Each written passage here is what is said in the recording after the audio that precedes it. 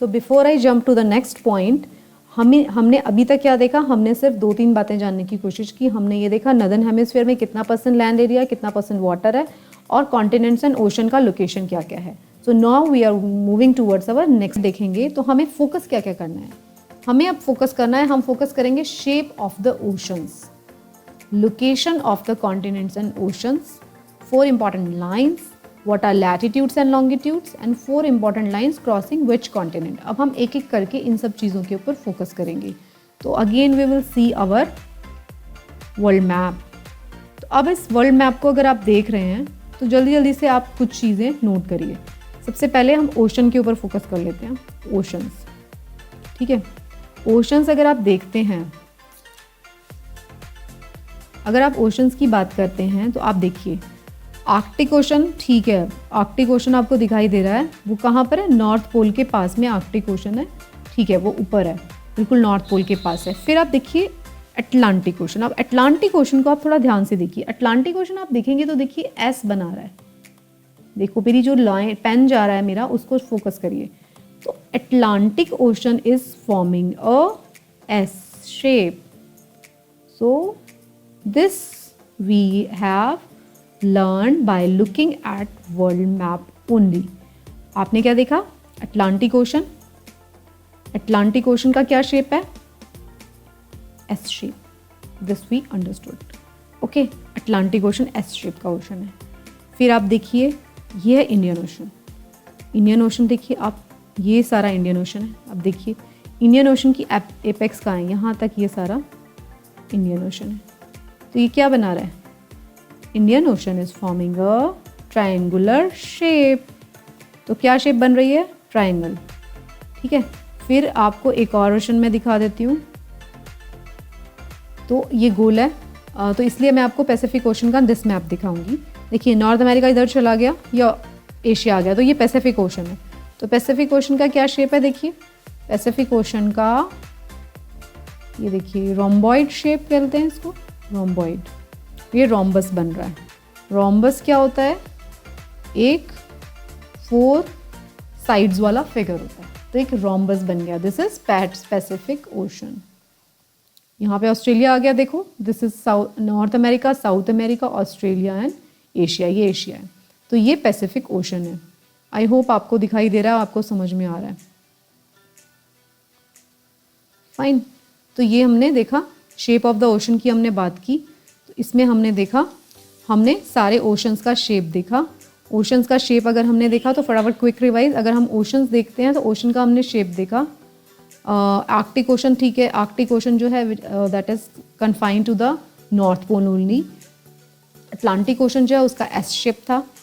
Triangular ocean था Indian ocean, और rhomboidal ocean था पैसिफिक ओशन। तो अब आप देखिए, अब हम क्योंकि ओशंस की बात कर रहे हैं तो आप साथ में ये भी देखिए कि इसकी बाउंड्रीज कौन कौन सी। और सदर्न ओशन कौन सा है, ये पूरा एक लंबा स्ट्रेच है ना, इसको सदर्न ओशन बोला है। तो उसका कुछ ऐसे स्पेसिफिक शेप नहीं है, वो पूरा सर्कल लगा रहा है, एक पूरा सर्कल बना रहा है एंटार्क्टिका के चारों तरफ। एंटार्क्टिका कहाँ पर है, साउथ पोल पर। तो एंटार्क्टिका के चारों तरफ एक जो सर्कल बना रहा है that is southern ocean. Okay, तो आपने यहाँ पर देखा, अगर मैं बात करती हूँ अटलांटिक ओशन की, तो अटलांटिक ओशन में now you try to notice. अब अटलांटिक ओशन जहाँ पर है, अभी हमने कॉन्टिनेंट्स की बात की थी, तो इसके जो बॉर्डरिंग कॉन्टिनेंट्स है कौन है, north America, South America, Africa and Europe, ये इसको बॉर्डर करते हैं। ठीक है, इसमें कोई परेशानी नहीं होनी चाहिए किसी को भी। आप इधर ध्यान से देख लीजिए, इसको कौन कौन बॉर्डर कर रहा है, इसको जो बॉर्डर कर रहा है, इसको बॉर्डर कर रहा है अमेरिकाज, अफ्रीका एंड यूरोप, ये इसको बॉर्डर कर रहा है अटलांटिक को। फिर पैसिफिक की बात कर लेते हैं। देखो पैसिफिक में एक साइड पे कौन बॉर्डर कर रहा है, दोनों Americas, North America, South America. दूसरे साइड पे कौन बॉर्डर कर रहा है, एशिया एंड ऑस्ट्रेलिया। फिर से पिक्चर दिखा देते हैं, ये north America, this is south America, this is Oceania या ऑस्ट्रेलिया, और ये एशिया। तो ये इसको बॉर्डर कर रहे हैं। इतनी बात हमने इन मैप्स को देखकर समझ लिया। फाइन, तो अभी तक हमने किसी भी कंट्री का डिटेल नहीं लिया है। अभी तक हम सिर्फ और सिर्फ मैप ऑफ द वर्ल्ड को बिल्कुल ऊपर से देख रहे हैं। We are not entering in any of the continent deeper details में। तो अभी तक आपको बहुत क्रूड डिटेल्स को नोटिस करना है। बहुत क्रूड डिटेल्स को हम नोटिस करते जाएंगे और धीरे धीरे जो होता है ना माइक्रोस्कोप का रेजोल्यूशन बढ़ाते जाते हैं, हम धीरे धीरे उसका रेजोल्यूशन बढ़ाते जाएंगे। अभी हमें सिर्फ क्या दिखाई दे रहा है, कॉन्टिनेंट्स दिख रहे हैं और हमें ओशंस दिख रहे हैं। एक हमें बहुत ही जो इंपॉर्टेंट लाइन थी इक्वेटर दिख रही है, हमें दोनों पोल्स दिखाई दे रहे हैं।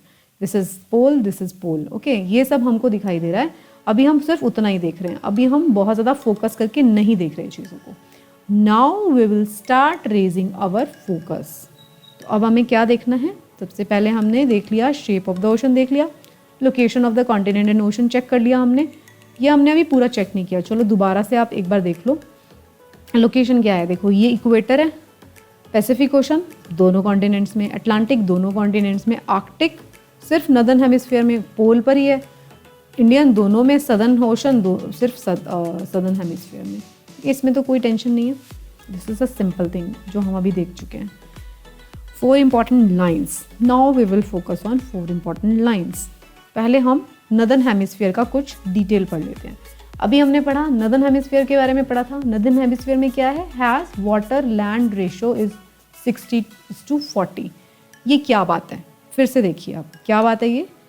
अगर आप नदर्न हेमिस्फीयर की बात करते हैं तो देखिए नदर्न हेमिस्फीयर में मैंने आपको बोला था वर्ल्ड का 67% लैंड एरिया है। बट अगर मैं सिर्फ नदर्न हेमिस्फीयर की बात करती हूँ तो नदर्न हेमिस्फीयर में land is to water ratio क्या है, या water is to land ratio क्या है, 60:40।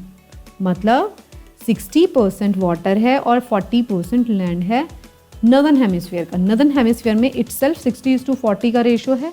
वर्ल्ड का 67% लैंड एरिया है। Europe and North America are entirely on earth northern hemisphere, ये हम जान चुके हैं। होम नदर्न हेमिस्फीयर जो ये एक फैक्ट है, northern hemisphere is approximately home to 6.57 billion people, which is around 90% of the Earth's total human population of 7.3 billion people. So this is a fact which you have to understand.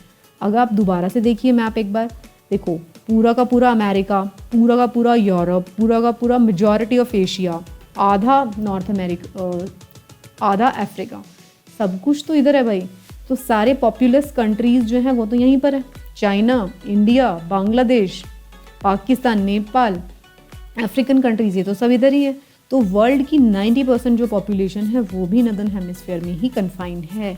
So this is another fact which we understood just now. तो ये पूरा का पूरा यहाँ पे confine है, ठीक है, ओके। तो 90% of the earth total human population जो है वो भी नदर्न हेमिस्फीयर में ही रहती है। तो उसके बाद हम क्या देखेंगे, सदर्न हेमिस्फीयर। तो